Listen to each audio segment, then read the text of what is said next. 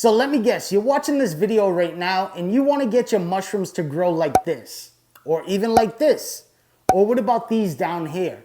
Well, the truth of the matter is you could do it. Any one of you sitting at home watching this video can do exactly what you see right here. But in order to get mushrooms to grow like that, you need to start with this right here. The perfect grain leads to the perfect grow, and that's what we're going to be talking about in this video. Now, I'm going to make a bet with you right now. Take your top 10 favorite mushroom cultivators, whether you follow them on Instagram, if you follow them on Facebook, you follow them on YouTube, whatever the case may be. Take your top 10 favorite mushroom cultivators, go to them and ask them, what is the perfect weight to have in your mushroom grain spawn bag? Is it 1 pound, 2 pound, 3 pound, 5 pound? I guarantee you ask 10 cultivators, you're gonna get 10 different answers. Not every cultivator is gonna give you the same exact answer. So when you're first starting out, it's really difficult. What do you do with your grain spawn bags? How much weight should you be putting inside of them? I'm gonna tell you guys the perfect weight to put in every single one of your mushroom grain spawn bags right here in this video. Plus, we're gonna cover a bunch of other details that I don't think anybody's ever covered before. This is gonna be an amazing video. Let's go. Dripping on acid in the hotel lobby. Everything moving hella fast, Ricky Bobby. Floating in the ethers. Listen to the ethers, you can probably tell the future. Superhuman man. What's going on, Trip Team? First of all, I want to welcome you guys back to a brand new video. Now, if this is your first time here on Willy's World, welcome to the Trip Team family, TTF. That's what it's about. Now, if you don't know what the Trip Team family is, find out, because I'm telling you, the Trip Team family is the best, hands down, psychedelic, mushroom-related community, family group on the entire internet. If you want to meet tens of thousands of amazing people that are like-minded, that want to help you through your journey, then you want to jump on the Trip Team family train, because I'm telling you, there's nothing but love over here, and we're excited to teach new people. If you've been doing this for a long time and you just want to refine your skills, if you want to share information, being part of the Trip Team family is where it's at. So I want to thank you guys for all your love and support. As always, all my social media is right here. This is the spot, guys. So if you want step-by-step, beginning to end cultivation videos, extraction videos, new ones come out every single month. You want community meetings, you want one-on-one private help with me, you want a private chat room with thousands and thousands of members from all around the world, Patreon is the place to be. I'm telling you guys right now, you could get in and you could start today making friends all around the world that are like-minded and into the same exact thing that you are. One thing I pride myself on is how diverse the Trip Team family is. I mean, we got men, women, we have people from all around the world, different backgrounds, different religions, different ethnicities. It's honestly just a melting pot of amazing people, and you'll love it if you join the Trip Team family. So check out the Patreon. All the links to everything are down below in a pinned comment. So just go to the comment section, look at the pinned comment, and you guys could just click the link to become a member on Patreon, or you guys want to follow me on Instagram or Twitter or any of that stuff, it's all going to be down below. Now, there's a ton of fake accounts that pretend to be me, so just make sure you're following one of these accounts right here. If it's not here on the screen, it's not me, guys. There's new fake accounts popping up every day, so just make sure you're following a legit person. There's a ton of scammers out there. Now, this is what we're going to be talking about today. This is mushroom grain spawn. Now, regardless of where your journey starts off at and where it ends, at some point in time, you're gonna get into mushroom grain spawn. It doesn't matter if you start off with PF tech or the Uncle Ben's tech, eventually you're gonna move into grain spawn. All of us do, because you wanna start getting better and better and start doing bigger and bigger things. And the key to that is moving into grain spawn. Every really good cultivator eventually moves into grain spawn. Now, it's great to do some BRF cakes or some Uncle Ben's tech just to get your feet wet, just to kind of get growing and learn the basics. But once you really want to start stepping things up, you have to get into grain spawn to really elevate your grow to the next level. So I just want to go over a few really important things when it comes to mushroom grain spawn bags. Because if you search the internet, you watch 100 different videos, you're going to get so so much different information. You're going to get so much conflicting information, and it might leave you in a place where your head is just spinning and you don't know what to do, and you might just get frustrated and give up. So I'm going to give you guys all the amazing details that you guys need to know. If you follow everything I show you in this video, you guys will hit a home run every single time. You guys won't have failures the same way as testing out new things that you're really unsure about. Just listen to what I tell you in this video, because this is tried and true, and this is the way I do things, and I have a really amazing record when it comes to keeping low contamination and amazing grows. So with that said, let's jump in front of the table and let's talk about some of the different grow bags you might see some cultivators out there using or suggest using if you see some of their videos. All right, guys, so as you guys can see, I have a few different grain bags in front of me, and these are some of the most common grain bags that you guys are gonna see on the market. Now, all three of these grain bags I actually use. I don't use just one type of grain bag. I don't just use a 1 pound or a 5 pound. I actually use a couple different types. And the reason for that is I use them for different things.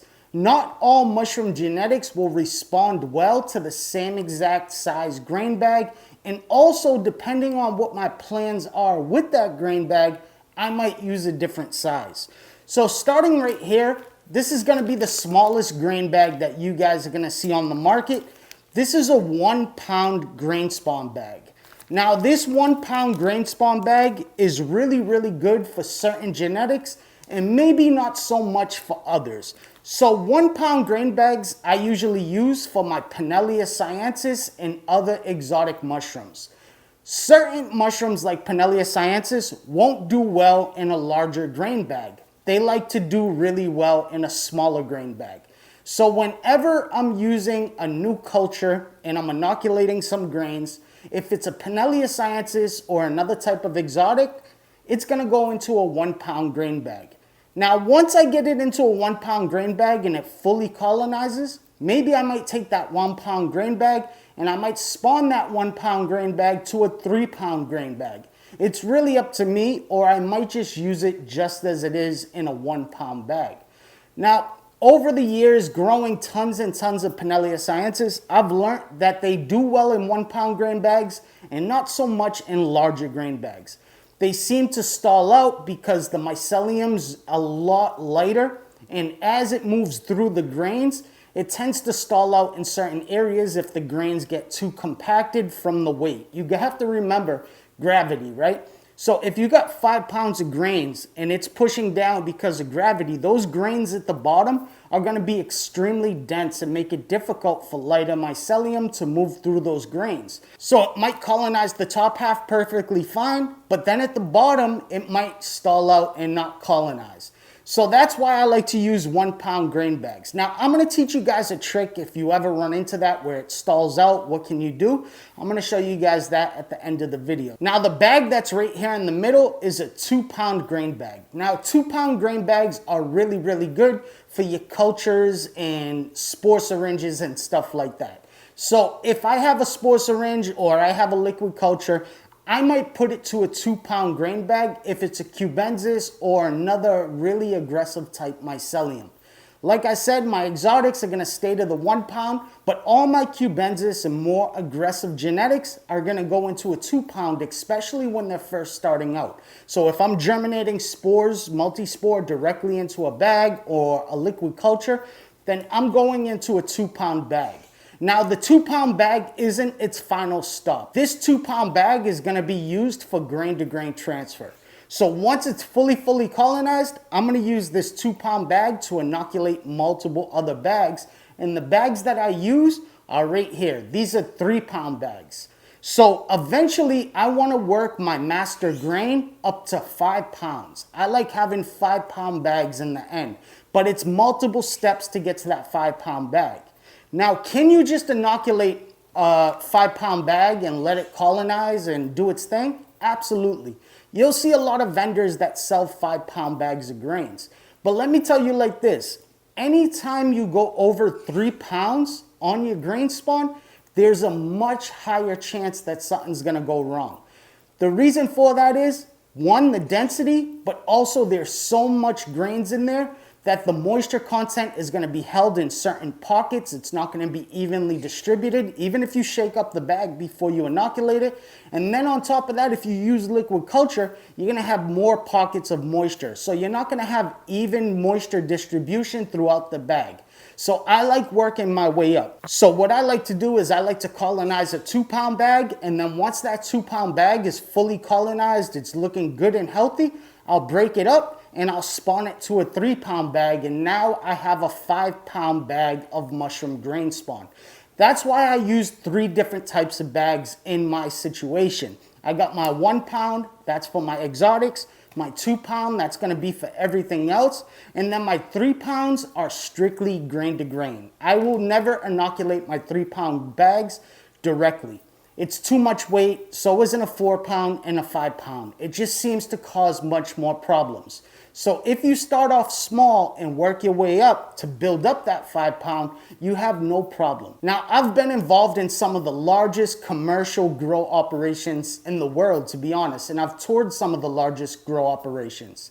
And most of those grow operations are doing the same exact thing I'm doing here, and sometimes they work their way up to 10-pound bags, depending on the grow operation. In Amsterdam, the commercial sclerotia producers, they work their way up to 10-pound bags. So they inoculate 2-pound bags, then they put them 2 pounds to 3 pounds. Now they have a 5-pound bag, and then they take that 5-pound bag and they put it to another 5-pound bag, building up 10-pound bags. They have big, giant 10-pound bags of grains, and that's what they produce their sclerotia in. Now, every grow operation is going to be completely different, but this is the ones that I've seen. Now, a lot of you guys might be saying, well, Willie, what's the best grain to put in your bags? The best grain is the grain that you have access to, in all honesty. It really doesn't matter. Every single one of them mushrooms, it doesn't matter if it's Pinellia sciensis, cubensis, natalensis, it does not matter. They will take to any grain that you put them on. Now, me personally, I like using small grains. So the grains that are in these bags is a mix, a 50-50 mix between milo and millet. So it's really small grains. Now, if you have access to rye berries, those are great. If you have access to just millet or wild bird seed or whole oats or whatever, you could use any of those grains the same exact way as I'm using right here. Now, another thing that I get asked all the time from you guys is, Willie, well, how do we inoculate these bags? Do we just inoculate straight through the bag? Do we put self-healing injection ports? Do we cut the tops off the bags, throw our stuff in the bag, and then reseal it? And the answer is all 3 of them, really, at the end of the day. So you could take self-healing injection ports and attach them right to your grain bags super, super easy. This is how easy it is. I'm going to show you guys right now. All you need to do is just take the grain bag that you want to put the self-healing injection port on, figure out where you want that self-healing injection port, and then wipe it down with some isopropyl alcohol. Once the isopropyl alcohol has evaporated, now you can pull off your micropose self-healing injection port and stick it right to the bag. This is a self-healing injection port on your bag in under 60 seconds. You could do this with every single grain bag that you plan on injecting. If you plan on injecting it with a multi-spore syringe or a liquid culture syringe or a slurry syringe, then you guys might want to have self-healing injection ports on your bags.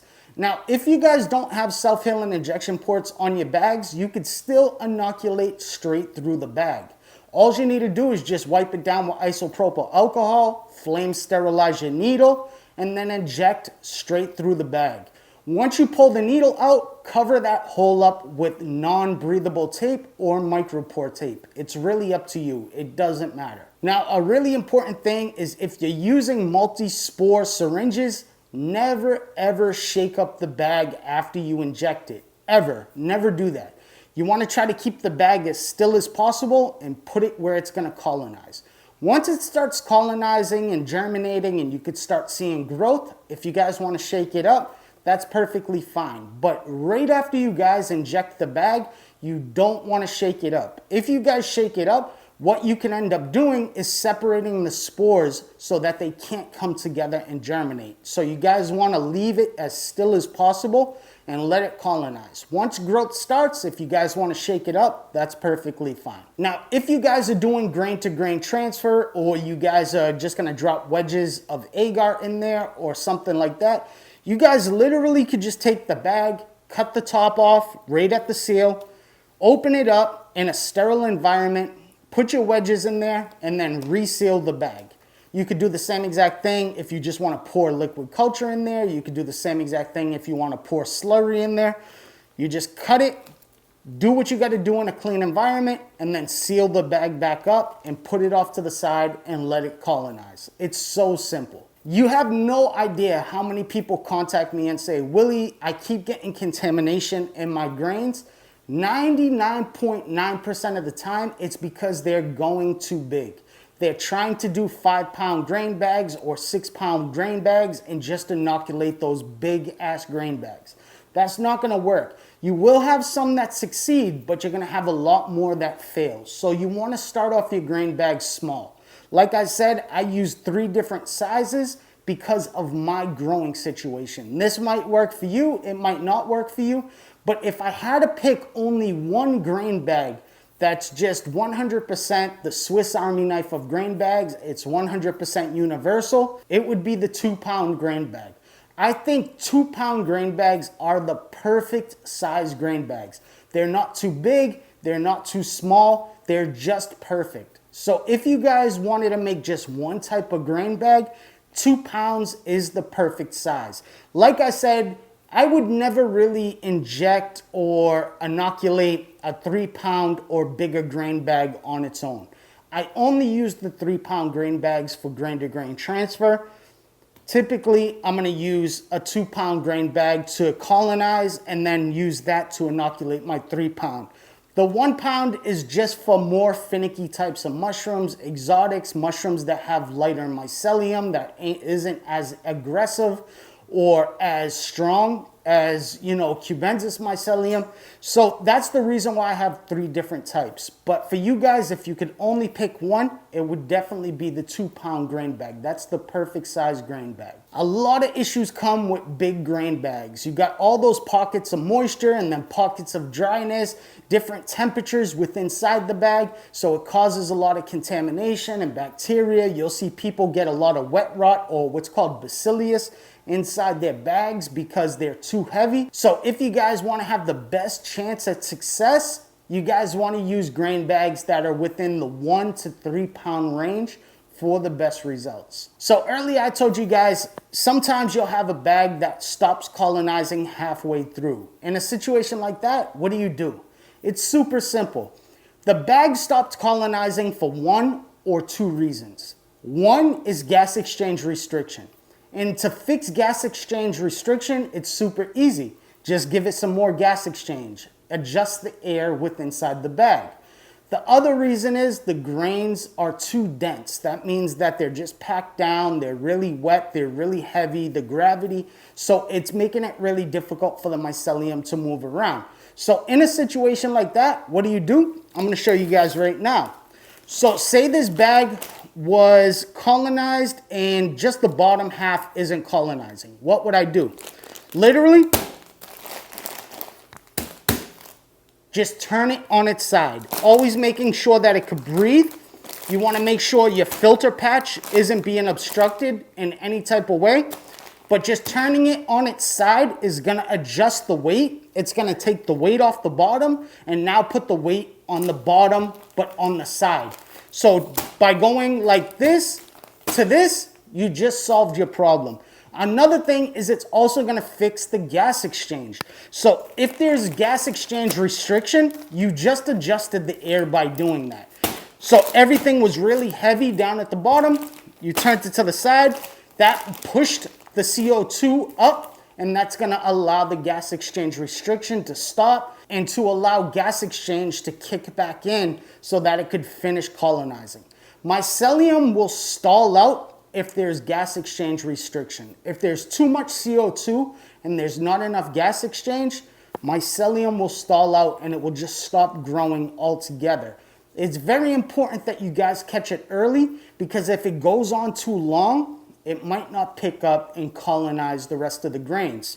Now, if you guys ever get to a point to where your bags are fully colonized, except at the top, there's a few grains that aren't colonized, that bag is considered 100% colonized. Sometimes mycelium won't colonize those top grains because they're too dry. You got to remember gravity, it's pushing the moisture down. So some of those grains that are sitting on the top are extremely dry, and mycelium's just going to try to stay where the moisture is because mycelium needs moisture to survive. If it dries out, it's dead. So it needs moisture to survive. So those grains on the top could be too dry, and that could be the reason why it's not colonizing those grains. In a situation like that, it's perfectly fine. Just to open up the bag and use it as your grain spawn. Those grains that didn't colonize will colonize during the colonization of your tub or the colonization of your bag, whenever you spawn it to your substrate. So don't worry if you have a few grains on top that aren't colonized, it's still considered a fully colonized bag. Now, I have videos showing you guys not just the micropose self-healing injection ports like I used in this video, but I also show you guys how to do RTV self-healing injection ports on your bags. But like I said, you could also inject straight through the bags. I get asked questions about bags all the time. Willie, what type of bags do you use? What type of bags do you like? Now, I'm going to be 100% honest with you guys when it comes to my bag choice. There is a few companies I'll use in a pinch. I found that the best grow bags, unfortunately, actually come from China. And I order my grow bags on Alibaba. That's where I order my grow bags. I order thousands of them at a time, and I get a really good price. I pay about 4 cents a bag.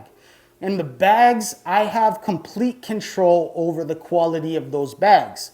So I can pick the type of filters I want, how thick, how many mils, I want the plastic, all that. I've gotten a bad batch before where I had a couple hundred bags that weren't no good, and the company exchanged them out and sent me brand new bags. I have complete control over the quality of the bags, and I get them for extremely cheap. So if you guys don't mind waiting a couple months for your bags to come in, Alibaba is a great place for you guys to pick up bags on the cheap. Now, if you guys want to use US based, you guys want to, go through any of the vendors that I just said, like Fungi Supply, Shroom Supply, Unicorn Bags, they're all amazing. You guys are going to pay a premium for those bags though, right? Because they have to make a little bit of money off them. So going straight to the manufacturer in China, you guys are going to get a better price. Now, I'll be 100% honest with you guys. If you use Uline or Unicorn Bags or Shroom Supply, even though they might be based in the US, all their products coming from China. So if you think you're supporting a US based company or something like that, you're not. All their bags are coming from the same place. So you could just do that yourself and save a ton of money, especially if you're growing on a commercial size basis. So hopefully this video was helpful and it cleared up some of the questions that you guys might have about grain spawn bags as far as weights and why certain things happen and what's the best size to use. Like I said, every single grow is going to be different, so you're going to have to figure out what works for you. But like I said, just going off of everything that I've been through in my cultivation career, the best size grain bag is a 2-pound grain bag. So if you guys have any other questions that I didn't cover in this video, just drop them in the comments down below and I'll be happy to answer as many of them as I can. But even if I can't answer them, I know there's a lot of helpful people down there that will be happy to answer all your questions. With that said, thank you guys so much. And as always, without you, there is no me. You guys are my absolute world. And it's because of you guys I'm able to do what I love every single day. Thank you guys for everything. I'm Willie Michael. Do good, be good, live good. Namaste.